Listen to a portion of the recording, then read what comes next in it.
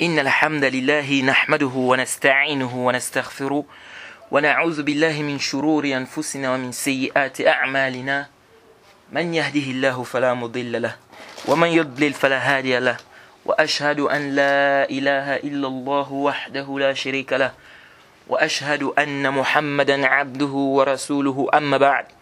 Louange à Allah, le maître des circonstances, on le loue pour tout ce qu'il nous accorde comme bien, comme grâce. Et on lui demande de déverser ses grâces et ses bénédictions sur le prophète Mohammed, sallallahu alayhi wa sallam, sa famille, ses compagnons et tous ceux qui les ont suivis jusqu'au jour de la rétribution. Nous sommes dans notre programme qui est le sharh de Ad-Durar al-Bahiyya fi Masail al-Fiqhiyya, c'est-à-dire les perles magnifiques concernant les questions de jurisprudence de Mohammed ibn Ali al-Shawkani, rahimahullah. Nous sommes dans le chapitre des conditions de la prière. Les conditions de la prière. Comme vous le savez, avant d'entrer dans la prière, on doit d'abord connaître quelles sont les conditions de la prière, parce que la prière a des conditions.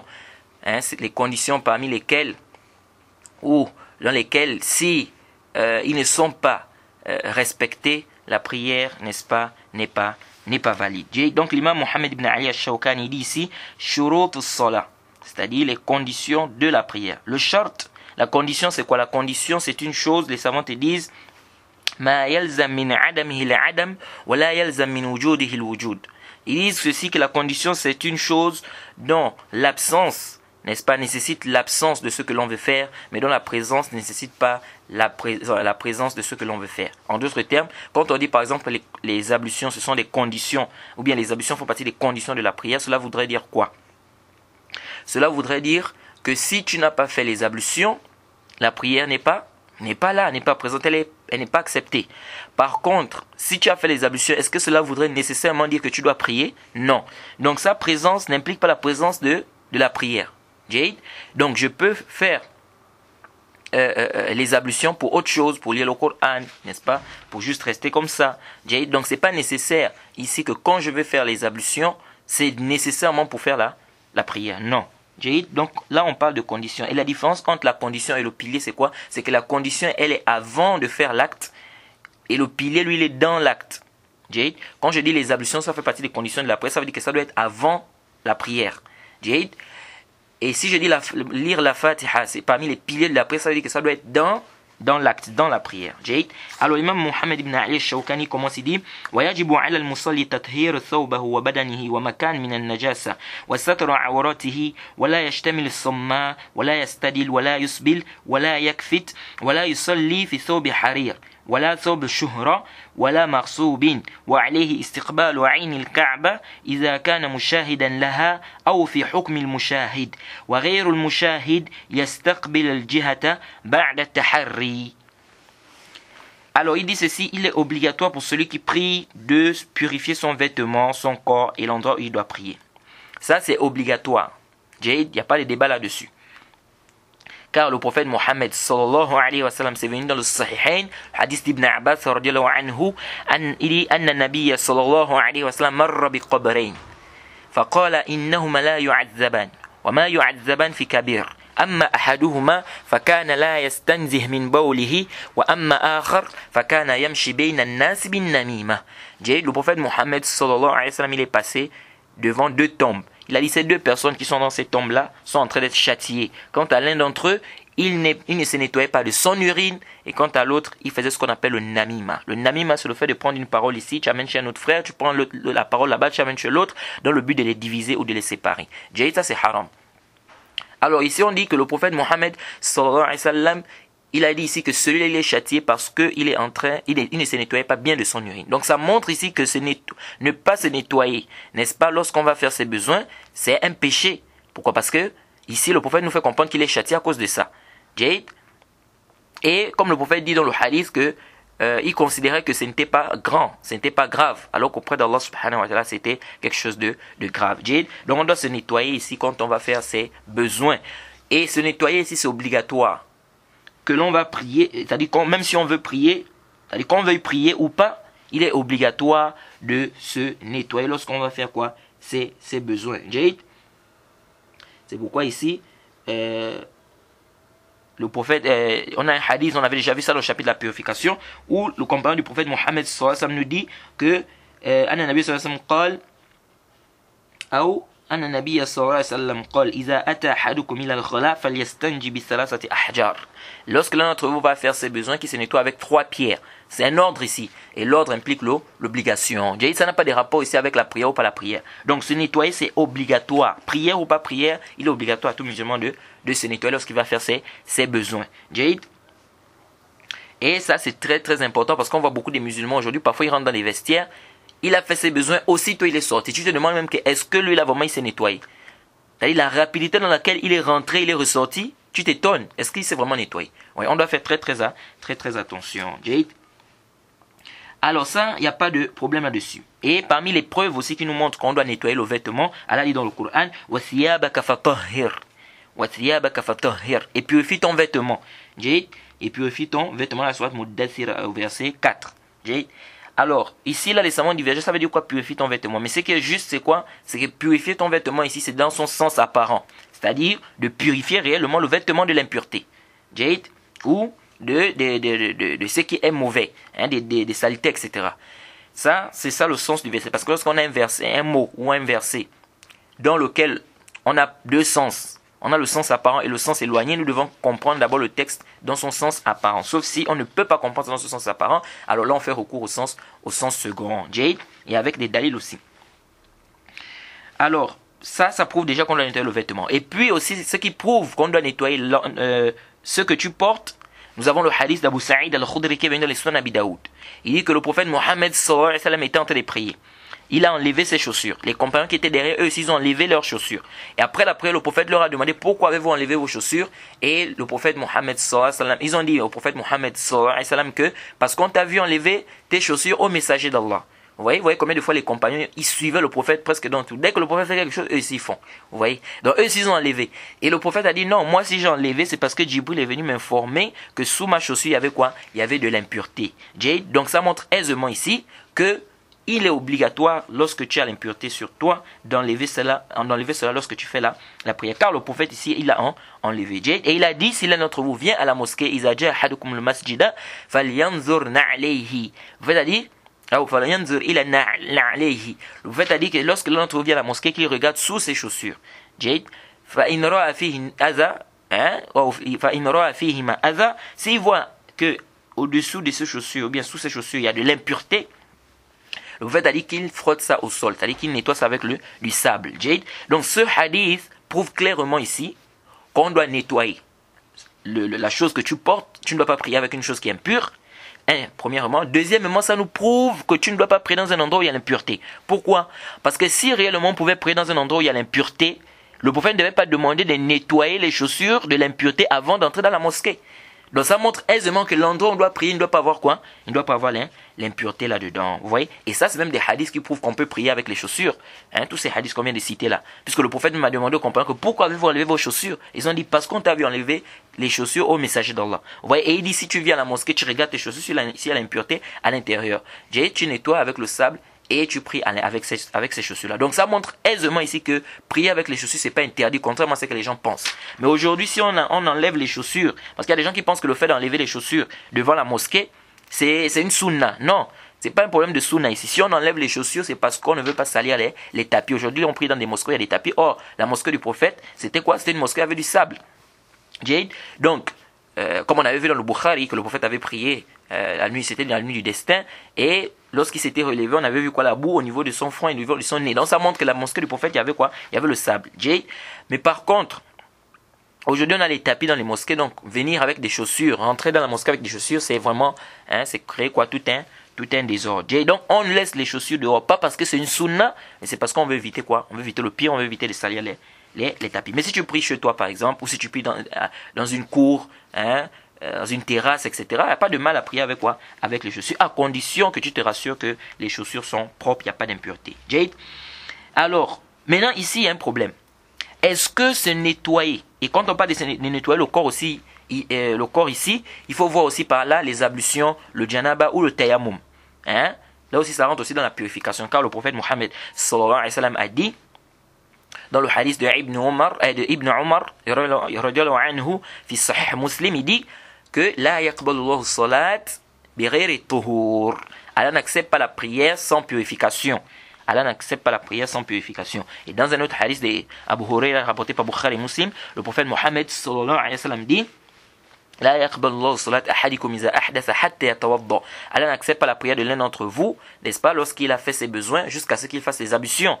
Jusqu'à ce qu'il fasse les ablutions. Donc ça montre aisément et clairement ici que les ablutions, la purification, c'est une condition de validité de la prière. Sinon la prière n'est pas nulle. Mais maintenant la question qui se pose, est-ce que si je prie avec les excréments sur mon corps, ou avec les excréments sur mes chaussures, ou avec les excréments à l'endroit où je prie, est-ce que la prière est valide ou c'est pas valide?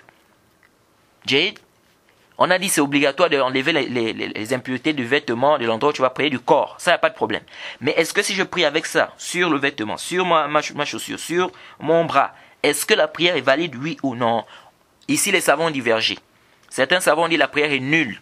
Ils ont dit parce que ici c'est un ordre, on a ordonné de se débarrasser de ça. Donc, tu dois te débarrasser de ça. Et l'ordre ici montre que tu ne dois pas faire le contraire. Donc c'est l'interdiction, c'est l'interdiction de faire le contraire. Et ça veut dire, comme c'est l'interdiction de faire le contraire, l'interdiction implique quoi? Qu'on appelle l'annulation de l'acte si on fait cela. Jade. Mais ce qui est juste, c'est que ça n'annule pas la prière. Ce qui est juste, c'est que si quelqu'un prie avec des excréments ou des urines sur le corps ou sur l'endroit où il va prier, ça n'annule pas la prière de quelqu'un.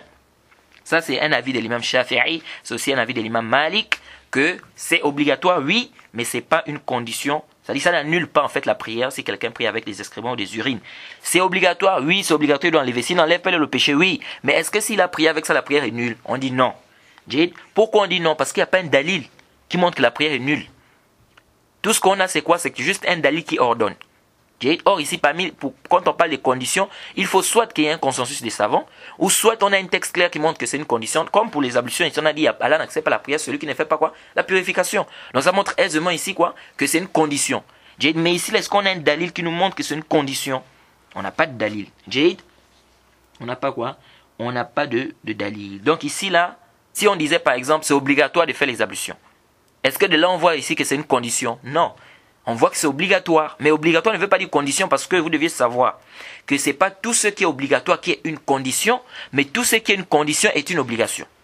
Jade, quand on dit quelque chose est une condition de validité d'un acte, cela voudrait dire quoi? Que c'est obligatoire de faire ça. Si tu ne fais pas ça, l'acte n'est pas accepté. Mais est-ce que tout ce qui est obligatoire est condition? Non. Ce n'est pas tout ce qui est obligatoire qui est condition. Mais tout ce qui est condition est obligatoire. Jade, il faut faire la différence ou la part des choses ici. Jade. Et aussi parmi les dalils, parmi les preuves qui montrent aussi qu'on doit nettoyer l'endroit où tu pries, c'est quoi? C'est le hadith du bédouin qui était venu pisser à la mosquée. Je pense qu'on avait parlé de ça dans le chapitre de la purification. Le prophète a demandé de faire quoi? De déverser de l'eau à l'endroit où il avait pissé. Ça nous montre ici, il a ordonné, c'est un ordre. Donc ça veut dire ici que la mosquée ou bien l'endroit où tu dois prier doit être débarrassé de quoi? Des impuretés. Jade. Ensuite, l'imam Mohammed ibn Ali al-Shawkani dit وَسَتْرُ عَوْرَتِهِ. Il dit, il doit couvrir sa nudité. Il doit couvrir quoi? Sa nudité. La nudité, les savants sont tous unanimes que le devant et le derrière fait partie de la nudité. C'est-à-dire, quand on va prendre le sexe de la personne, donc le devant, le derrière, n'est-ce pas? Comment dirais-je? Les fesses, tout ça, ça rentre dans quoi? Ça rentre dans la nudité de la personne. Et la nudité de la femme, c'est tout son corps. Comme c'est venu dans le hadith de Ibn Mas'ud, dans le Musnad de l'imam Ahmed, où il a dit Anna Nabi sallallahu alayhi wa sallam al-mar'atu awra. La femme est une nudité.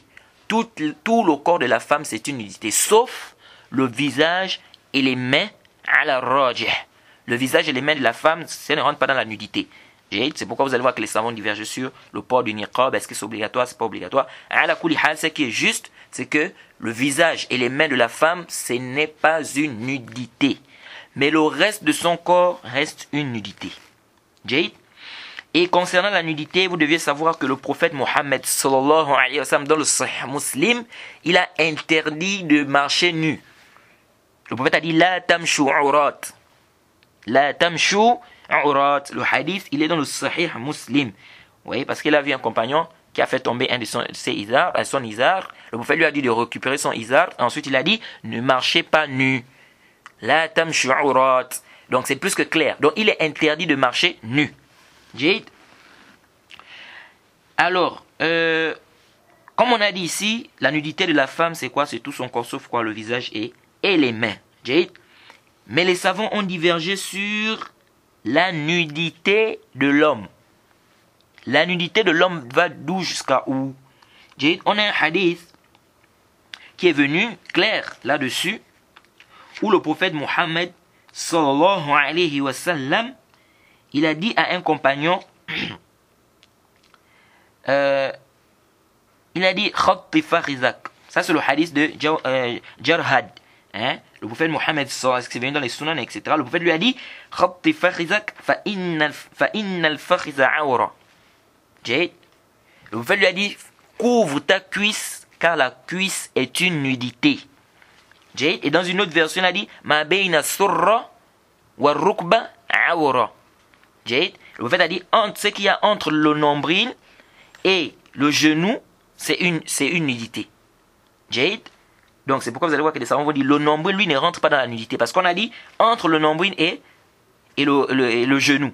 Entre, donc ce qui est entre, mais est-ce que le nombril rentre dedans? Non. Donc ici là, on retient de ce hadith que la nudité de l'homme quitte du nombril, de ce qui est entre le nombril et quoi? Et le genou.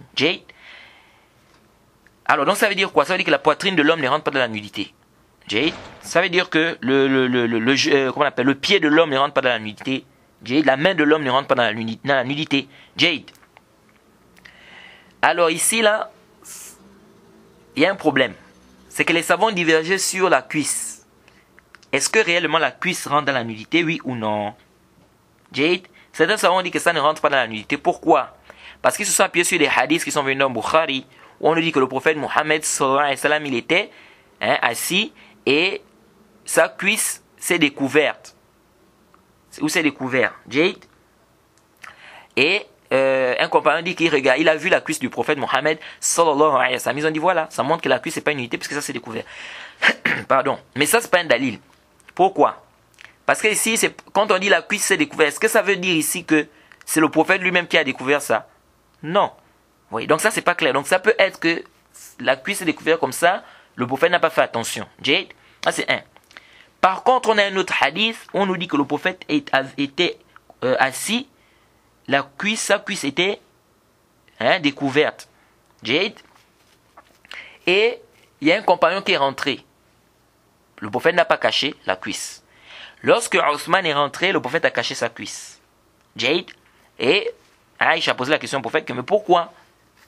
Quand les autres sont rentrés, tu n'as pas caché, mais lorsque Othman est rentré, tu as caché. Le prophète a dit, est-ce que je ne dois pas avoir honte d'une personne dont les anges ont honte?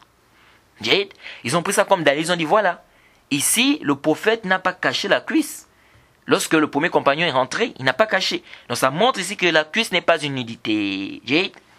Donc ce qui a amené quoi? C'est ce qui a amené le khilaf entre les savants. C'est pourquoi l'imam Bukhari il dit le hadith là, où on dit que le prophète n'a pas caché sa cuisse, il dit c'est plus authentique. Mais le hadith de comment il s'appelle? Le hadith de Jarhad ici, il dit ce hadith lui il est ahwat. C'est-à-dire c'est par mesure de précaution. C'est mieux de quoi? De cacher quoi? La cuisse. Ce qui est juste ici, c'est quoi? C'est que la cuisse est une nudité. Parce qu'ici, on a la parole du prophète où il dit le hadith est clair, c'est sarih. La cuisse est une nudité. Et là-bas, c'est un acte du prophète. Et lorsqu'on a l'acte du prophète et la parole du prophète qui semble se contredire, et qu'on ne peut pas, ici, on ne connaît pas réellement la date, le tarir, qu'est-ce qui est venu avant, qu'est-ce qui est venu après. Ici, on fait quoi? On fait précéder la parole. Al-qawl muqaddam ala al-fi'l. On fait précéder la parole sur l'acte. Donc ce qui est juste, c'est que la cuisse est une nudité. La cuisse est une nudité. Donc les gens les footballeurs là, qui mettent des shorts où les cuisses sont dehors, ça c'est la juz. Maintenant les savants ici ont divergé.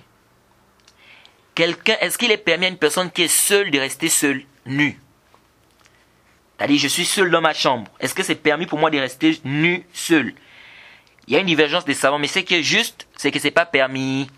Il n'est pas permis à un musulman, même s'il est seul, de rester nu. Parce que le dalil, c'est quoi? C'est venu dans le Musnad l'imam Ahmed, Abi Daoud et bien d'autres, et Tirmizi, un hadith authentique. Et l'imam Bukhari a cité ça, ta'liq dans son sahih, c'est un hadith qui est rendu Hassan par Tirmizi, et tout aussi par le Hakim, Sheikh Al-Albani et bien d'autres, qu'il y a un compagnon qui a demandé au prophète Mohammed sallallahu alayhi wa sallam, il a dit, Ya Rasulallah, awratuna ma na'ti minha wa ma nazar. Nos nudités, comment est-ce qu'on fait avec la nudité? Le prophète a dit, ihfaz awratak illa min zawjatik, ou min zawjik, le prophète a dit préserve ta nudité sauf devant ta femme ou ton esclave.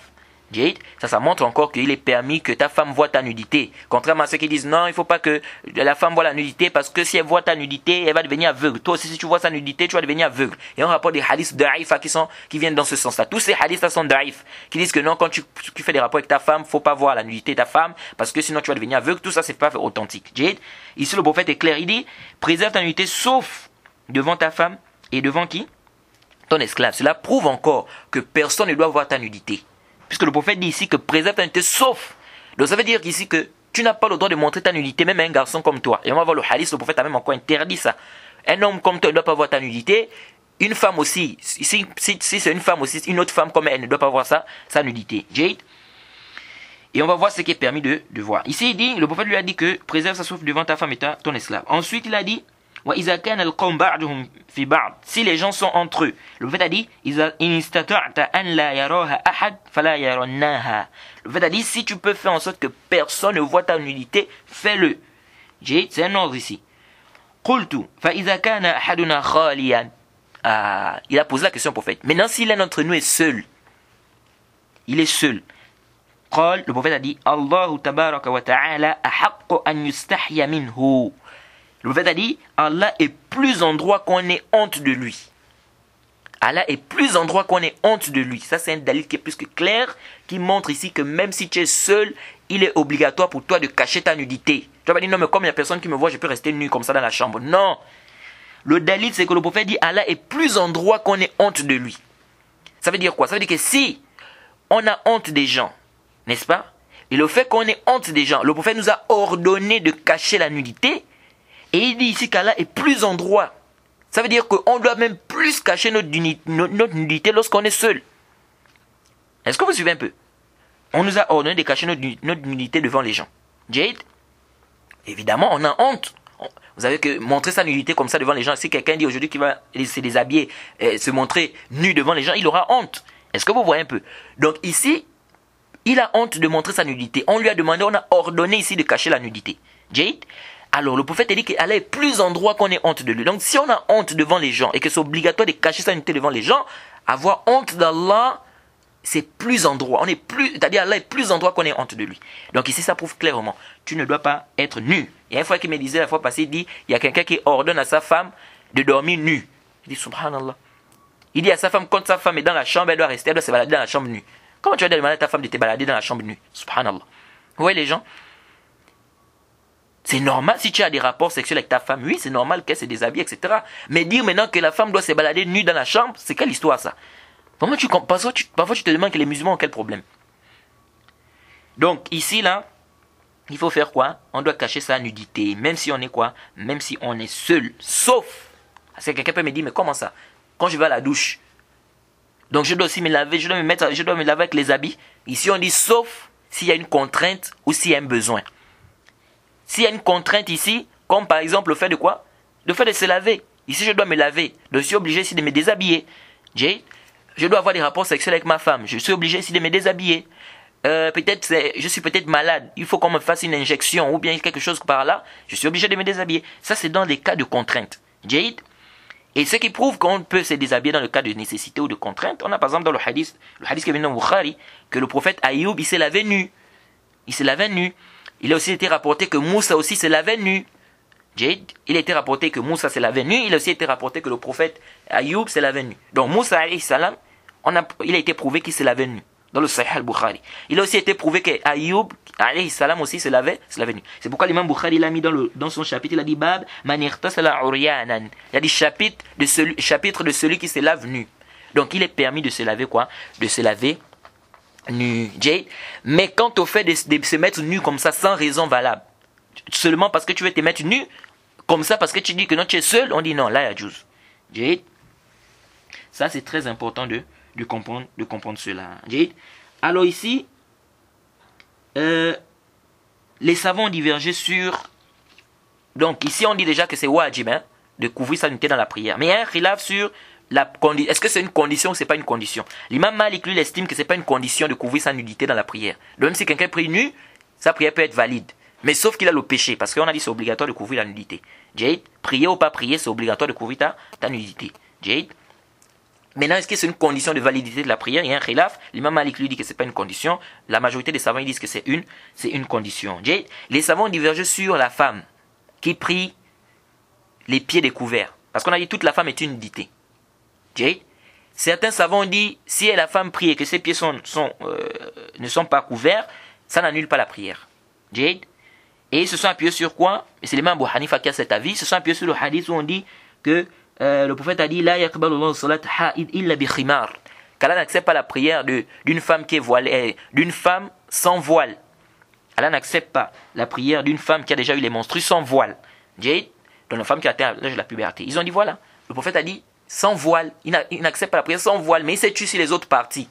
Donc ça montre que les autres parties, même si c'est découvert, il n'y a pas de problème. Mais ça là, ce n'est pas sahih. Ça, c'est pas sahih. Parce que ce hadith nous parle du voile. Est-ce que parce qu'on a dit qu'on a parlé du voile, ça veut dire que le reste du corps, elle peut laisser ça comme ça? Là, il y a un problème. Vous voyez? Parce que sinon, c'est comme si on peut dire que si une femme a mis le voile, et puis en bas elle est nue, il n'y a pas de problème. Non.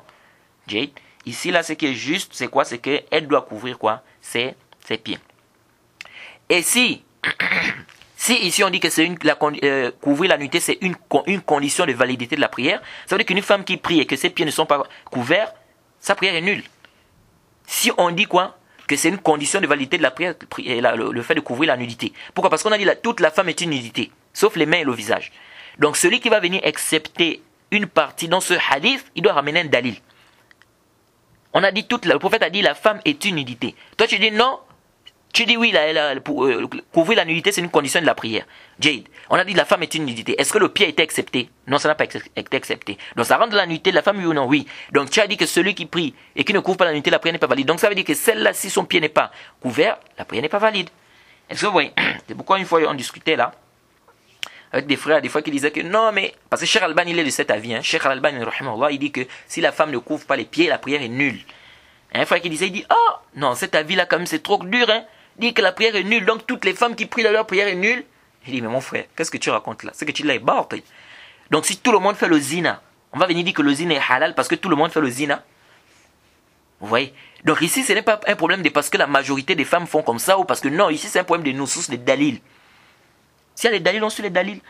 Jade. Donc c'est ce qu'il faut retenir ici. Jade. Alors, un autre problème aussi par rapport au fait de couvrir la nudité dans la prière. Il y a des gens qui viennent prier avec des jeans serrés, des pantalons serrés. Au point où lorsqu'il fait le ruku', parfois tu vois même le bout de ses fesses, subhanallah. On doit craindre Allah. C'est venu dans le Musnad de l'imam Ahmed, le hadith de Oussama ibn Zayd, que le prophète Mohammed sallallahu alayhi wa sallam lui a donné un vêtement. Et il a pris ça. Le prophète lui a dit, Murha, le prophète lui a dit de donner ça à sa femme. Lui-même il a pris, il a donné à sa femme. Il a pris le vêtement, il l'a donné à sa femme. Et le prophète lui a demandé mais où est le vêtement que je te donne? Il a dit j'ai donné ça à ma femme. Qu'est-ce que le prophète a dit? Le prophète a dit Murha faltaj'al tahtaha ghilala fa inni akhaf an tasif hajma 'idhamiha. Le prophète lui a dit ordonne à ta femme. Le prophète lui a dit ordonne-lui, n'est-ce pas, de mettre quelque chose en dessous du vêtement. Car je crains que ça ne dessine les os de son corps. Ça c'est un dalil qui est clair, qui nous montre ici que le vêtement du musulman ne doit pas serrer au point de montrer les formes. Que c'est obligatoire de porter un vêtement ample qui ne serre pas le corps. Pourquoi? Parce qu'ici le prophète a ordonné et l'ordre implique l'obligation. Et lorsque le prophète ordonne à une personne de sa communauté, ça englobe toute la communauté. Jusqu'à ce qu'on ait un dalil qui montre le contraire. Donc ici, le prophète a dit, quoi? Il a dit, ordonne-lui de faire quoi? De mettre un vêtement en bas. Car je crains que ça ne fasse quoi? Ça ne décrive les os de son corps. Donc ça montre aisément ici que quand tu mets un vêtement, ça ne doit pas être serré. De ce hadith, beaucoup de savants, c'est pourquoi le Cheikh Al-Albani, dans son livre Le voile de la femme musulmane, il a ramené les conditions du vêtement, et parmi les conditions, il a amené cette condition-là. Le fait de quoi? Que le vêtement ne doit pas montrer les formes du corps. Jade. Et ici, là, on retient ici, certains savants ont pris de ce hadith qu'il est interdit de porter les pantalons. Certains savants ont pris de ce dalil qu'il est interdit de porter quoi? Les pantalons. Eh oui, parce que le pantalon, qu'est-ce que ça fait? Le pantalon serre le corps. Sauf si tu portes un pantalon qui est ample, qui est vaste. Il y a un gros pantalon. Quand on fait des pantalons, comme on voit aujourd'hui les gens, des pantalons qui serrent, des jeans qui serrent, quand ils marchent, on voit bien les formes de son machin, de son derrière. Ça, c'est pas permis. Ça, c'est pas permis. Jade, si tu mets par exemple un truc serré, tu mets ça sous le vêtement. Jade, en dessous de toi. Mais quand on fait de porter ça, tu te balades avec un pantalon qui est serré, on voit les formes du derrière. Ça, c'est pas permis. Ce n'est pas permis. Tu ne dois pas même prier comme ça. Donc les frères qu'on voit dans les mosquées, avec des jeans serrés, des pantalons serrés, ils viennent prier comme ça. Ça, c'est pas permis. D'autres même, c'est pire.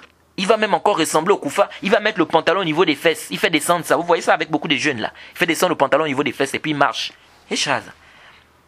Et quand il va venir faire le ruku et bien le sujoud, voilà comment on va voir son sous-vêtement. Ça, c'est dangereux, les frères. On doit craindre Allah subhanahu wa ta'ala et on doit apprendre notre religion. Jade. Donc il faut couvrir quoi? Il faut couvrir la nudité. Couvrir la nudité ici, on ne doit pas voir les formes et on ne doit pas également voir la couleur de quoi? La couleur de ta peau qui est à l'intérieur. Jade. Alors, donc ça ne doit pas être transparent au point où on voit ce qu'il y a à l'intérieur aussi. Jade. Si quelqu'un met par exemple un vêtement qui est transparent au point où lorsqu'il met le vêtement, on voit sa nudité, ça aussi c'est haram. Jade. Alors maintenant une question se pose ici. La question qui se pose, c'est est-ce que, et les gens me posent souvent cette question-là, plusieurs personnes me posent souvent cette question, une femme, est-ce qu'elle doit, c'est-à-dire qu'est-ce qu'une autre femme peut voir chez elle par rapport à sa nudité? Est-ce qu'une autre femme peut voir la nudité d'une autre femme? Ou comment est-ce que ça se passe? Déjà, il faut rappeler que c'est venu dans le Sahih Muslim, que le prophète Mohammed sallallahu alayhi wa sallam a dit La yanzuru rajul ila awrati rajul, wala al-mar'a ila awrati al-mar'a. N'est-ce pas? Le prophète Mohammed sallallahu alayhi wa sallam a dit l'homme ne doit pas regarder la nudité d'un autre homme, une femme ne doit pas regarder la nudité d'une autre femme. Le hadith est clair. Un homme ne doit pas regarder ta nudité et toi aussi tu ne dois pas regarder la nudité d'un autre homme. La femme aussi ne doit pas regarder la nudité d'une autre femme et l'autre femme aussi ne doit pas regarder sa nudité. Ça c'est haram. C'est pourquoi vous allez voir que les savants ont interdit ce qu'on appelle aujourd'hui, il y a certains savants qui ont interdit ce qu'on appelle aujourd'hui l'insémination artificielle. L'insémination artificielle. Tu as eu le dépôt du sperme dans les voies génitales d'une femme, en dehors de tout rapport sexuel. N'est-ce pas? C'est-à-dire que, on va dire par exemple qu'une femme ne fait pas d'enfant, on va prendre le sperme d'un homme, on va les mettre ça dans les voies génitales d'une femme, on va dire les moments porteuses et tout ça. Beaucoup de savants interdisent ça parce que comment ça va se passer ça? Comment on va mettre le sperme dans les voies génitales de cette femme-là? Il faut bel et bien qu'on regarde sa nudité et là c'est interdit. Le fait est interdit de faire quoi? De voir la nudité de quelqu'un. Donc, ça, c'est parmi les dalils que ces savants ont pris pour montrer que l'insémination artificielle, c'est interdit. Bien évidemment, certains savants ont permis avec des conditions. Bref, ce n'est pas le débat ici. Alors, on revient ici pour dire ceci. Que une femme ne doit pas voir la nudité d'une autre femme, sauf ce qui était connu au temps du prophète. Que les femmes voyaient des autres femmes. Je répète, une femme ne doit pas voir la nudité d'une autre femme, sauf ce qui était connu au temps du prophète, que les femmes voyaient des autres femmes. Comme le fait de voir les cheveux, le cou. Parce que c'est venu dans le Sahih Bukhari qu'il y a certaines femmes au temps du prophète qui tressaient d'autres femmes. Or, quand tu vas tresser l'autre femme, qu'est-ce que tu vas forcément voir ses cheveux, tu vas forcément voir son cou. Donc on dit ici, elle peut voir ce qui était connu au temps du prophète que les femmes se voyaient entre elles, comme les cheveux, le cou. Et non pas dépasser ces limites-là. Elle doit maintenant montrer les seins. Non. Est-ce que vous voyez? C'est pourquoi vous allez voir que les savants ont même divergé. Est-ce qu'une femme peut allaiter son bébé devant une autre femme? De montrer le sein. Vous voyez, les savants divergent sur la question. Donc cette question revient ici. Quelle est la nudité qu'elle doit montrer? Donc, on a dit que une femme ne doit pas voir la nudité d'une autre femme. Ça, c'est général. Celui qui va venir accepter, qui va dire, mais elle peut voir telle chose, il doit ramener un dalil. On sait que toute la femme est une nudité. Sauf les mains et le visage, comme on a dit. ici aussi, il y a un autre problème, il y a une différence. Certains savants font la différence entre une femme musulmane et une femme qui est mécréante. Ce qui est juste, voilà, Adam, c'est qu'une femme qui est mécréante ne doit rien voir d'une femme musulmane. Une femme qui est mécréante ne doit rien voir d'une femme musulmane, sauf son visage et ses mains. C'est-à-dire, quand c'est concerne la nudité de la femme, elle ne doit rien voir. Donc ça veut dire quoi? Ça veut dire que la femme, c'est pourquoi on dit que la femme doit couvrir son corps. Parce que tout son corps est une nudité, sauf les mains, le visage à la arjah. Jade, ce qui prouve ici quoi? Que la femme ne doit rien montrer à une autre femme qui est mécréante. Mais une femme qui est musulmane, elle peut montrer les cheveux, le cou. Mais quant à une femme mécréante, elle ne doit rien montrer. Ce qui prouve ça, le dalil, c'est quoi? C'est venu dans la sourate Nour, sourate 24, n'est-ce pas? Au verset 31, où Allah subhanahu wa ta'ala dit, et dit aux croyantes de baisser leur regard, de garder leur chasteté, et de ne montrer de leurs atours que ce qui en paraît, et qu'elles rabattent leur voile sur leur poitrine, et qu'elles ne montrent pas, ou bien qu'elles ne montrent leurs atours qu'à leur mari, ou à leur père. Écoutez bien, et qu'elles ne montrent leurs atours qu'à leur mari, ou à leur père, ou au père de leur mari, ou à leur fille, à leur fils, ou au fils de leur mari, ou à leur frère, ou au fils de leur frère, ou aux filles de leur sœur, ou aux femmes musulmanes. Ou aux femmes musulmanes. On a bien dit ou aux femmes musulmanes. Et aux esclaves qu'elles possèdent, etc. jusqu'à la fin du verset. Mais ce qui nous intéresse, c'est que Allah dit ici, ou aux femmes musulmanes. Il n'a pas dit ici aux femmes mécréantes. Jade, le verset ici, on n'a pas dit ici quoi? On n'a pas dit aux femmes mécréantes. On a dit ou aux femmes musulmanes. Nisa'ihin. Le verset est dit ici, Nisa'ihin. Nisa'ihin, le hin, là revient à qui? Aux musulmanes. Donc la femme ne doit montrer, elle ne doit rien montrer à une mécréante comme nudité, rien du tout. Sauf le visage et les mains. Donc quant à sa nudité, elle ne doit rien montrer. Jade, et dans tout ça, il y a des sagesses. Parce que une mécréante va être là maintenant en train de regarder la nudité d'une femme. Et vous voyez comment l'islam vraiment a beaucoup de sagesse. Beaucoup de sagesse. Parce que le fait de regarder la nudité d'un autre homme, ou le fait qu'une femme regarde la nudité d'une autre femme, ça peut amener, le shaitan peut jouer avec eux. Le shaitan peut faire quoi? Peut jouer avec eux et venir leur donner des pensées quoi? Des pensées diaboliques. Jade. Donc, ici là, on ne doit pas voir la nudité. Un homme ne doit pas voir la nudité d'un autre homme, un autre homme ne doit pas voir la nudité. Un homme ne doit pas voir la nudité d'un autre homme comme lui. Une femme aussi ne doit pas voir la nudité d'une femme. Et ici on a dit, la mécréante ne doit rien voir de la nudité d'une femme musulmane. Jade. Ensuite, l'imam Shawkani dit, Wala yashtamil somma. Yashtamil somma, ça veut dire quoi? C'est le fait de mettre un vêtement sans ouverture pour que les mains sortent. C'est-à-dire que tu mets un vêtement sans ouverture, tes mains sont à l'intérieur, c'est à l'intérieur, il n'y a pas d'ouverture pour faire sortir les mains. Ça, c'est interdit aussi de faire cela. Et la sagesse dans ça, comme beaucoup de savants disent, par exemple, si tu mets un vêtement comme ça, comment tu vas lever tes mains dans la prière? Comment tu vas faire pour lever les mains dans la prière? Aller au ruku, au sujud, comment tu vas lever les mains? Et c'est pourquoi c'est venu dans le Sahih Bukhari Muslim qu'il dit Naha anna nabiyya sallallahu alayhi wa sallam Naha, le hadith d'Abu Huraira, il dit Naha an yashtamil somma. Il va être interdit qu'on fasse le somma. C'est-à-dire, comme je vous ai dit là, de faire un vêtement où il n'y a pas d'ouverture au niveau des mains, tu fais rentrer le corps à l'intérieur. Ça c'est interdit. Ensuite il dit Wala yastadil. Ah ouais, Wala yasdil. Yasdil aussi, c'est le fait de faire un long vêtement aussi, dans lequel tu es à l'intérieur enfermé. Tu es rentré à l'intérieur, il n'y a pas d'ouverture. Wala yusbil. Ah, là il y a un problème. Ici on a dit Wala yusbil. Qu'il ne fasse pas le isbal. Le isbal, c'est le fait de quoi? De mettre un vêtement qui dépasse les chevilles. Ça, c'est le isbal. Mettre un vêtement qui dépasse les chevilles. Et je profite à rappeler le hadith qui dit que La yaqbalullahu salat al-musbil, ça c'est un hadith da'if. Qu'Allah n'accepte pas la prière de quelqu'un qui a mis un vêtement qui dépasse les chevilles. C'est un hadith qui est da'if. La yasih wa la yasbut.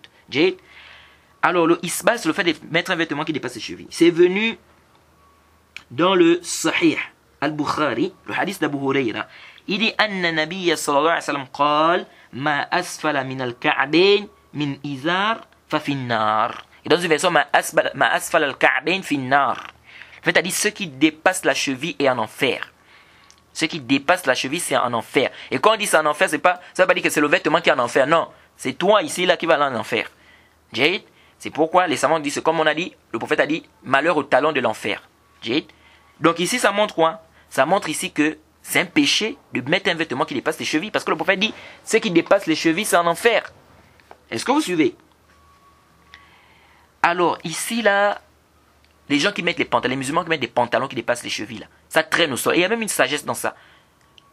Regardez comment les gens vont parfois venir prier avec des impuretés. Quelqu'un va mettre un jean, par exemple, qui dépasse les chevilles. Quand tu regardes sous son jean, là, tu vois comment c'est sale en bas. Mais la saleté, là, qu'est-ce qui est dans cette saleté-là? Tu ne peux pas savoir.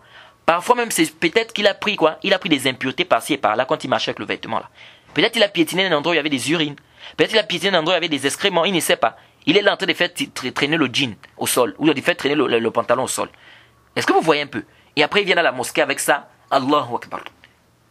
C'est dangereux, ça. Donc, le musulman ne doit pas faire traîner son vêtement au sol. Ça ne doit même pas dépasser les chevilles. Car le prophète a dit ici, ceux qui ont dessous des chevilles, c'est en enfer. Et dans un autre hadith, le hadith d'Abu Hurairah rapporté par Bukhari et Muslim, le prophète a dit, La yanzuru Allah yawm al-qiyamah ila man jarra izarahu batran aw khuyala. Le prophète a dit, Allah ne regardera pas yawm al-qiyamah quelqu'un qui fait traîner son vêtement par orgueil. Hein, au sol par orgueil, ou bien par vantardise. Allah ne le regardera pas yawm al-qiyamah. Regardez un peu le châtiment. Ça, c'est dur, ça. On ne te regardera pas. Celui qui fait traîner son vêtement par vantardise. Hein, il fait descendre le pantalon là, au niveau des fesses, et puis c'est balade, le jean, c'est en train de traîner au sol et tout. Tout ça, c'est haram. Il est là, il est en train de crâner, il veut blaser et tout. Tout ça, c'est quoi? Alors ici, les savants ont divergé. Certains savants ont dit que ce n'est pas interdit de porter un vêtement qui dépasse la cheville. Mais c'est déconseillé.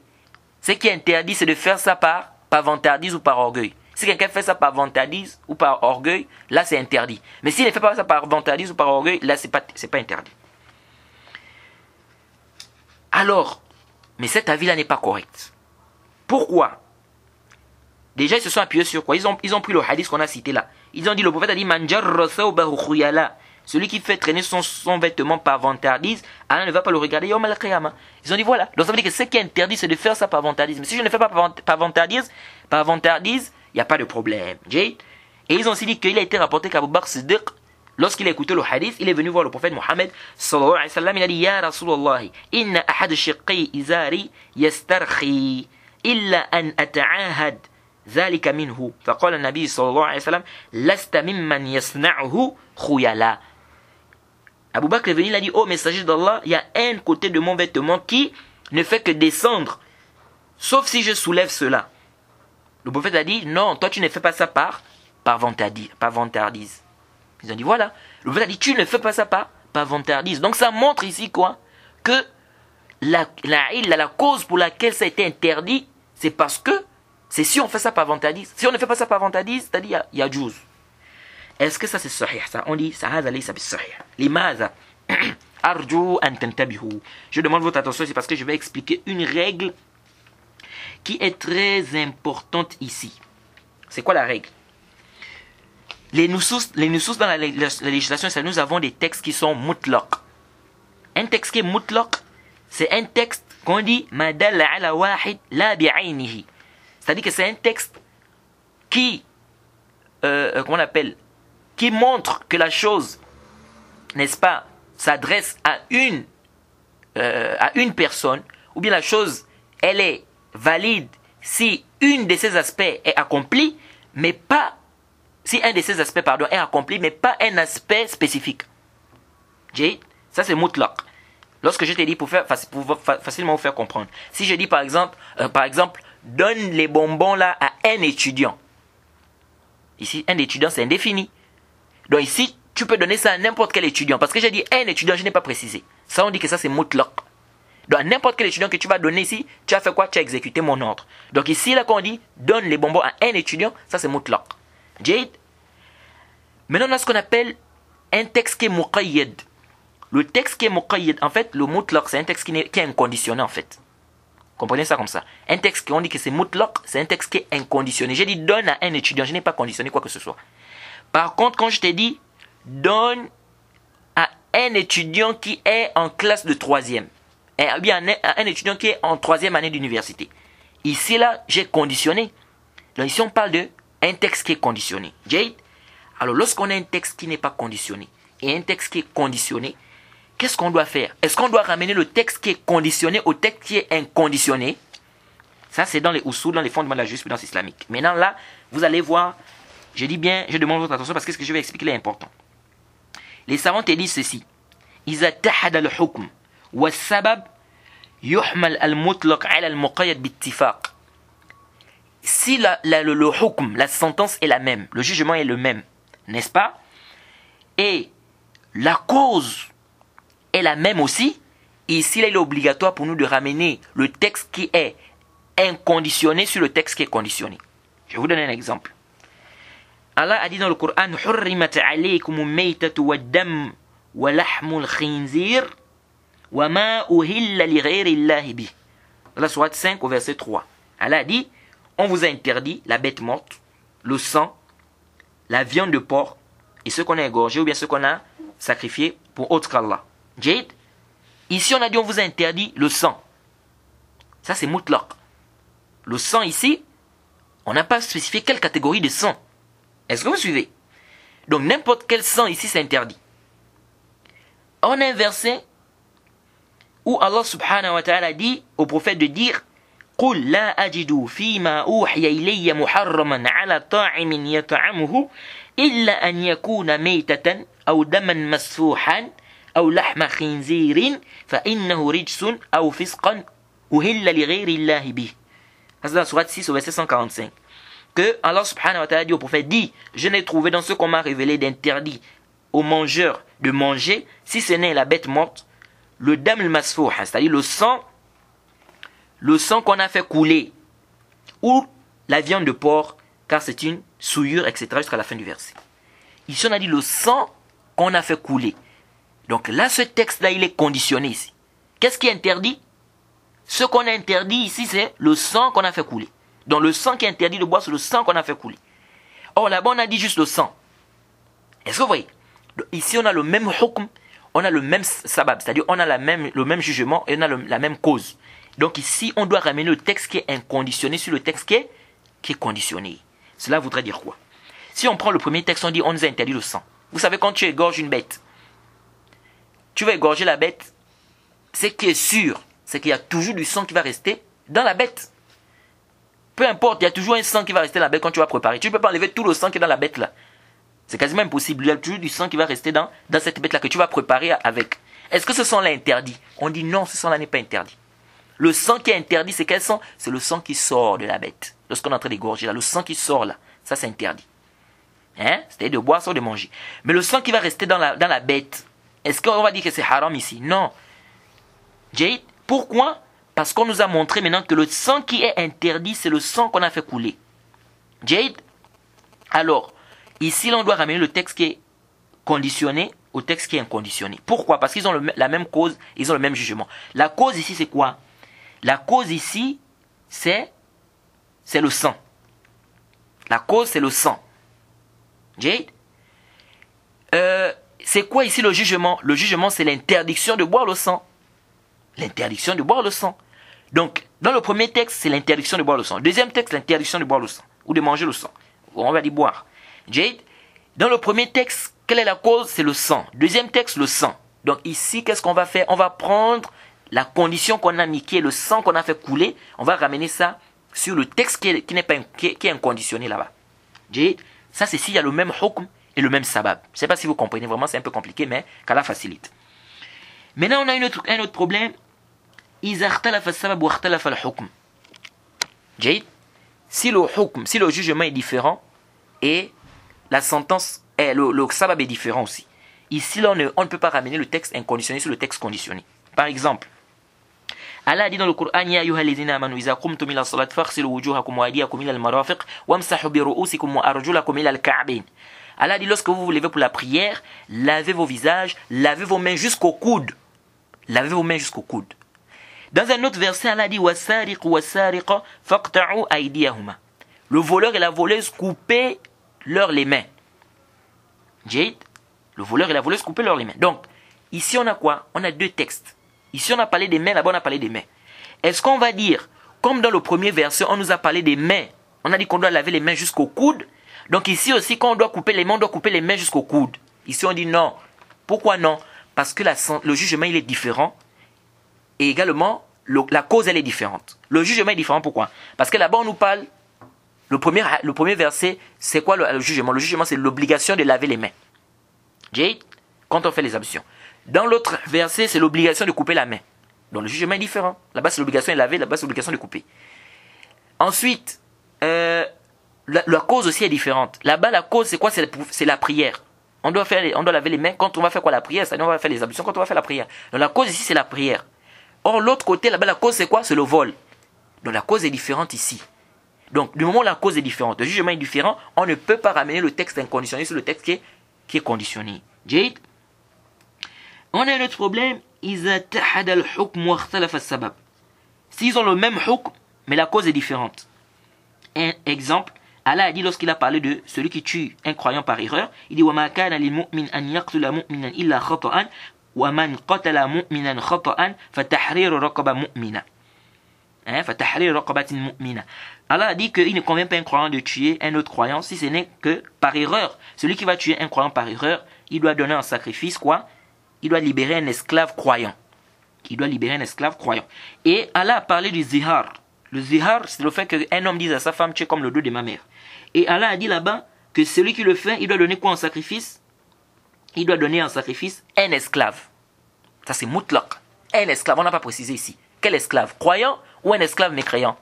Est-ce que vous voyez? Donc ici, là, est-ce qu'on va ramener le texte conditionné au texte inconditionné? Est-ce qu'on va dire ici, là-bas on a dit un esclave. Et là-bas, on a dit un esclave croyant. Donc, comme ici, on n'a pas précisé, donc on va amener la précision qui a été faite dans l'autre texte. Là-bas, on va la ramener ici. Ici, on dit non. Ce qui est juste, c'est qu'on ne ramène pas. Pourquoi? Parce qu'ils n'ont pas le même sabab. Ils ont le même hukm, oui. Le hukm, c'est quoi? L'obligation de libérer un esclave. C'est le même hukm. Mais la cause est différente. C'est que là-bas, la cause ici, là-bas, c'est quoi? C'est le meurtre involontaire. Et l'autre, là-bas, la cause, c'est le zihar. Donc la cause elle est différente, donc on ne peut pas ramener le texte inconditionné au texte qui est conditionné. Jade? Ça c'est très important de comprendre cela. Et aussi on a aussi parfois le fait que quoi? Qu'ils ont la même cause, mais quoi? Mais le hukm est quoi? Mais le hukm est différent. Et ça c'est notre cas ici. Jade, ça c'est notre cas ici. Lorsque إذا اختلف الحكم واتحد السبب فلا يحمل المطلق على المقيد.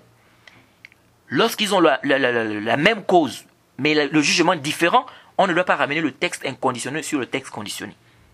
Jade? Comme notre cas ici, ce qui est juste qu'on ne ramène pas. Contrairement à certains savants qui disent qu'on doit ramener. Ici, on ne ramène pas. C'est pour qu'on va voir qu'ici, nous avons deux textes.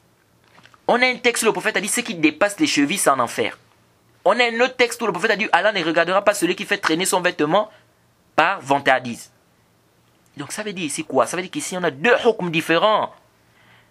Le hukm est différent du hukm là. Ils ont la même cause, oui, ils ont la même cause. C'est quoi la cause? C'est le fait de faire quoi? De faire traîner son vêtement.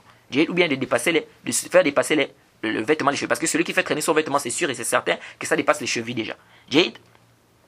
Alors ils ont la même cause. La cause ici c'est quoi? Le fait de faire traîner le vêtement. Mais ils ont un hukm différent. Le hukm est quoi? C'est que celui-là, on a seulement dit, il est en enfer. Et l'autre, on a dit non, pas seulement l'enfer. Allah ne va pas le regarder. Et dans d'autres versions même, il aura un châtiment douloureux. Allah ne va pas le purifier. Est-ce que vous voyez? Donc ici, le hukm est complètement différent.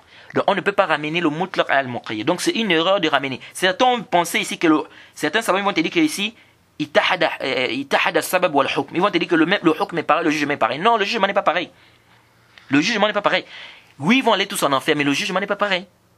Pourquoi? Parce que lui là, il sera en enfer, c'est ce qui est venu sur lui. Par contre, l'autre, on a dit, Allah ne va pas le regarder, il ne sera pas purifié, il aura un châtiment douloureux. Ils n'ont pas la même sentence. Ils n'ont pas le même jugement. Donc on ne peut pas ramener ici la version conditionnée à la version qui est quoi? Qui est inconditionnée. Une fois, on discutait de cette masala avec un de mes professeurs de Usul al-Fiqh, fondement de la jurisprudence islamique en classe, et il disait non. Il dit ici c'est la même chose. Il dit mais vous aussi. Comment vous allez dire que lui là, puisque les deux vont aller en enfer, donc vous allez dire quoi? Que lui là qui va aller en enfer, Allah va le regarder, il va le purifier, il n'aura pas un châtiment douloureux. Tous les deux vont aller en enfer, donc ils ont le même jugement. Après j'ai dit, oh le professeur s'est trompé ici. Pourquoi il s'est trompé? Regardez le khata. ceux qui ont pensé que le jugement est le même. Le jugement n'est pas le même. Parce que ici, là, c'est pas toute personne qui va aller en enfer que non, Allah ne va pas regarder, il ne va pas purifier, il aura un châtiment douloureux. Non. Parce que si tout le monde qui allait en enfer devait recevoir ces awsaf-là, ces critères-là, ces choses-là, mais pourquoi le prophète alors pourquoi le prophète a restreint ça à celui dont le vêtement va traîner au sol? Puisqu'on doit déjà savoir que tous ceux qui vont en enfer, voilà leur châtiment. Le fait que le prophète spécifie ça à une catégorie de personnes, et vous allez voir que dans la législation, ces termes-là sont venus dans plusieurs catégories de personnes. Vous voyez, le fait que le prophète restreint ça à une catégorie de personnes, ça veut dire que tous ceux qui vont en enfer n'auront pas ce jugement-là. Donc ça montre aisément ici que le jugement est différent. On peut venir dire que quand le prophète a dit, celui qui fait dépasser ses vêtements au-dessus des chevilles sera en enfer. Donc ça veut dire que Allah ne va pas le regarder, il aura un châtiment douloureux, il ne sera pas purifié. Non, c'est pas le même jugement. Il sera en enfer, oui, mais est-ce qu'on a dit que Allah ne va pas le regarder, il aura un châtiment douloureux et que Allah ne va pas le purifier? Non. Donc vous voyez un peu ici que le jugement n'est pas quoi? Les jugements n'est pas le même. Donc ici, là, on peut pas ramener le mutlaq al-muqayyad. Donc ce qui est juste, c'est que c'est interdit. Nous avons deux hadiths qui nous parlent de deux choses différentes. Ça veut dire quoi? Celui qui fait traîner son vêtement par vantardise, il a plus, c'est-à-dire lui c'est plus grave que celui qui fait seulement quoi? Traîner, faire dépasser quoi? Le vêtement dessus de la cheville. Jade.